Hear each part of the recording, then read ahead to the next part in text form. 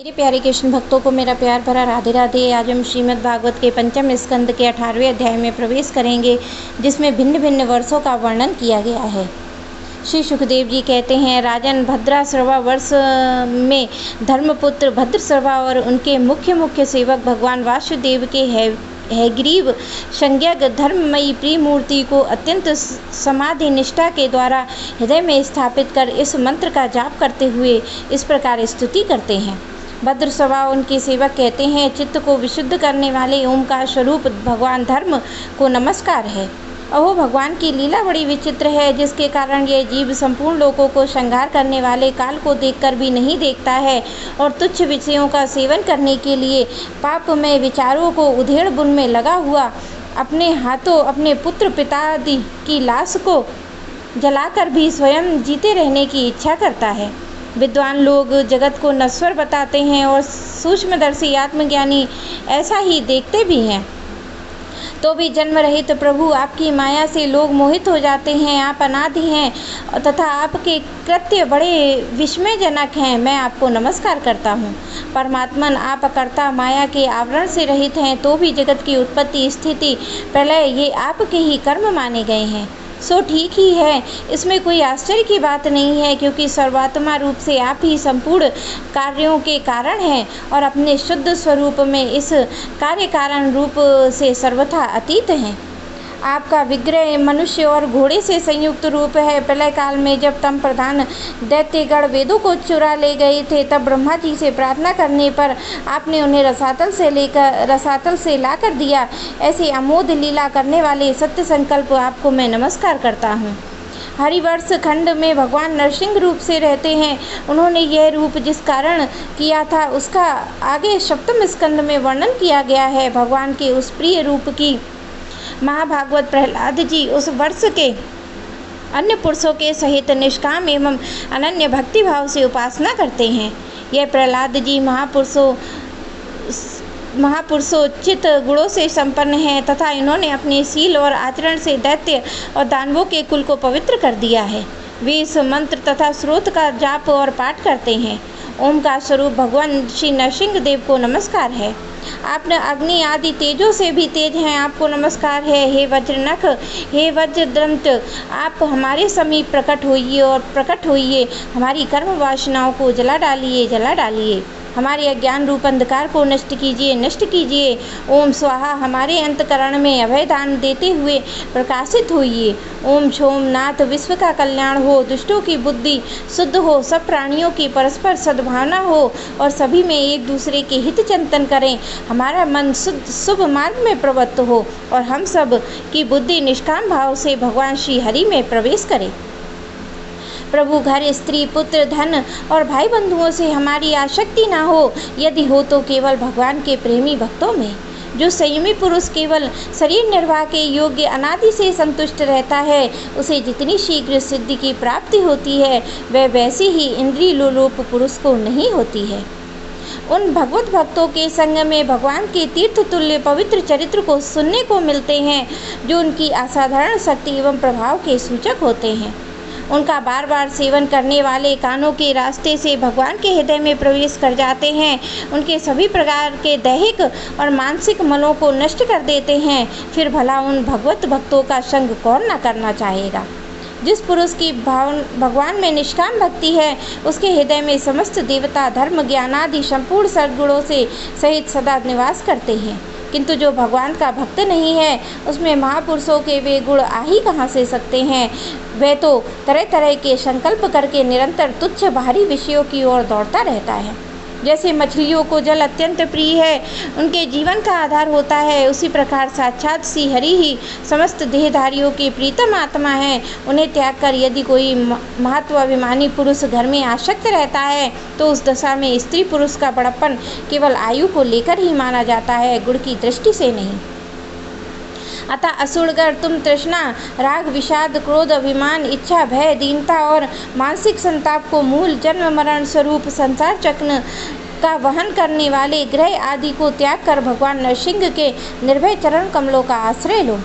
केतुमाल वर्ष में श्री लक्ष्मी जी का तथा सत्य समर नाम के प्रजापति के पुत्र पुत्रियों को का प्रिय करने के लिए भगवान कामदेव रूप में निवास करते हैं। उन रात्रि के अभिमानी देवता रूप कन्याओं और दिवस अभिमानी देवता रूप पुत्रों की संख्या मनुष्य के 100 वर्ष की आयु के दिन और रात के बराबर अर्थात 36 हजार वर्ष है, और वे ही उस वर्ष के अधिपति हैं। वे कन्याएं परम पुरुष श्री नारायण के श्रेष्ठ अस्त्र सुदर्शन चक्र के तेज से डर जाती हैं, इसलिए प्रत्येक वर्ष के अंत में उनके गर्भ नष्ट होकर गिर जाते हैं।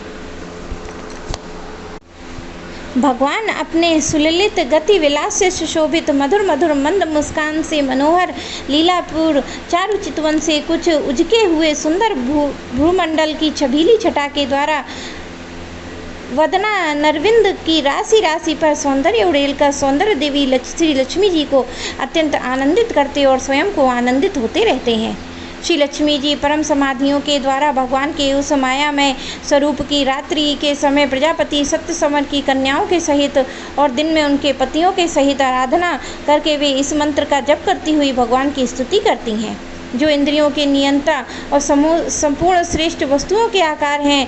क्रिया शक्ति, ज्ञान शक्ति, सत्य संकल्प, अध्यावसाय आदि चित्त के धर्मों में उनके विषयों के अधीश्वर हैं। 11 इंद्रियां, 5 विषय इन 16 कलाओं से युक्त हैं। वेदोक्त कर्मों से प्राप्त होते हैं तथा अन्नमय, अमृतमय, सर्वमय उन मानसिक, इंद्रिक और शारीरिक बल स्वरूप परम सुंदर भगवान कामदेव को ओम हा ही हु इन बीज मंत्रों के सहित सब ओर से नमस्कार है। भगवान आप इंद्रियों के अधीश्वर हैं। स्त्रियों तरह तरह के कठोर व्रतों से आपकी आराधना करके अन्य अलौकिक पतियों की इच्छा किया करती हैं, किंतु वे उनके प्रिय पुत्र, धन आदि आयु की रक्षा नहीं कर सकते हैं, क्योंकि वे स्वयं ही परतंत्र हैं। सच्चा पति वही है जो स्वयं सर्वथा निर्भय हो और दूसरे भयभीत लोगों की सब प्रकार से रक्षा कर सके। ऐसे पति एकमात्र आप ही हैं।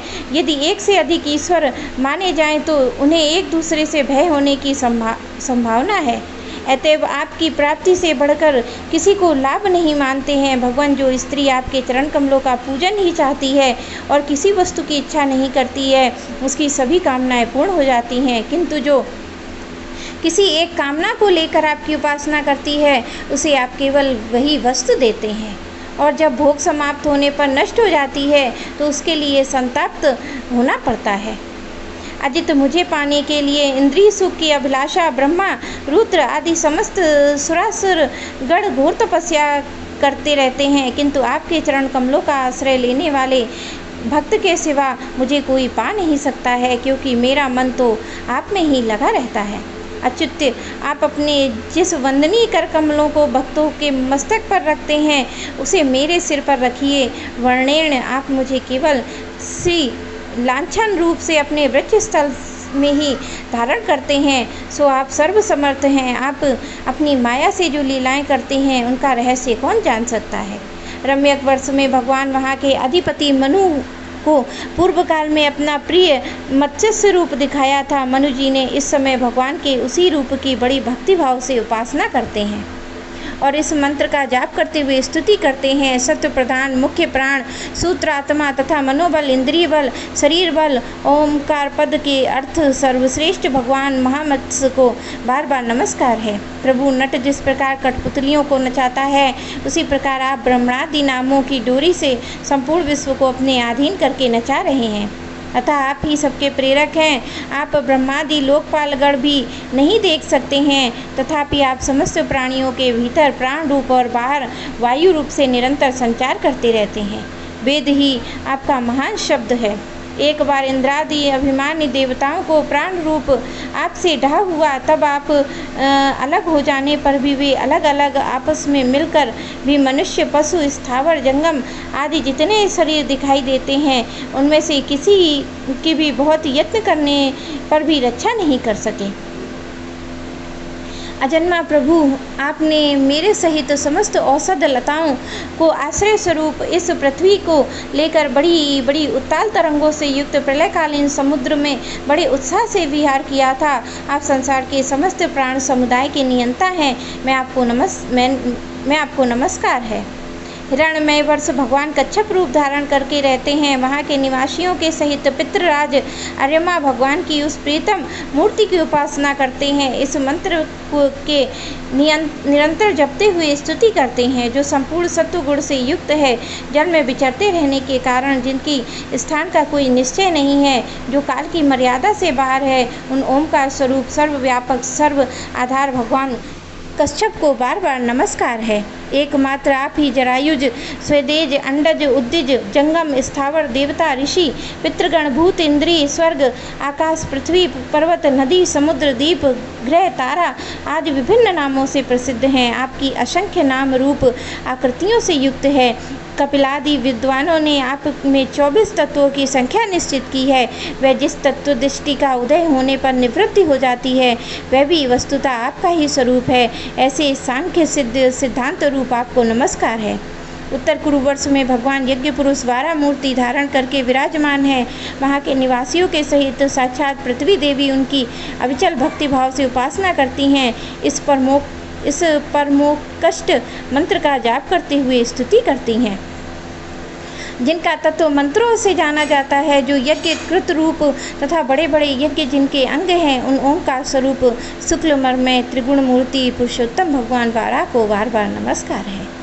द्विजगण जिस प्रकार अरण रूप काशखंडों में छिपी हुई अग्नि को मंथन द्वारा प्रकट करते हैं, उस प्रकार कर्म शक्ति और कर्म फल की कामना से छिपे हुए जिनके रूप को देखने की इच्छा परम प्रवीण पंडित जन अपने विवेक युक्त मन रूप मंथन काष्ठा से शरीर एवं इंद्रिय बिलों को डालते हैं। इस प्रकार मंथन करने पर अपने स्वरूप को प्रकट करने वाले आपको नमस्कार है।